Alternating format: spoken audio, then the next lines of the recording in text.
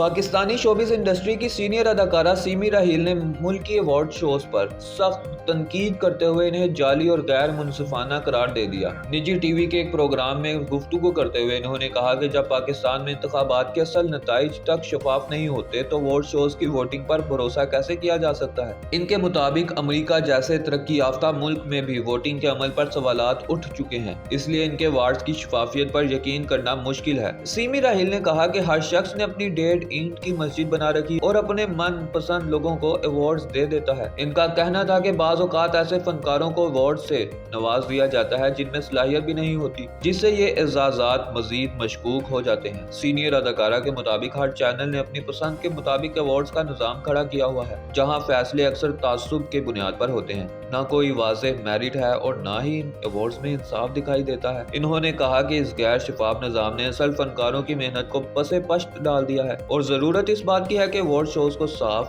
غیر جانبدار اور میرٹ پر مبنی بنایا جائے۔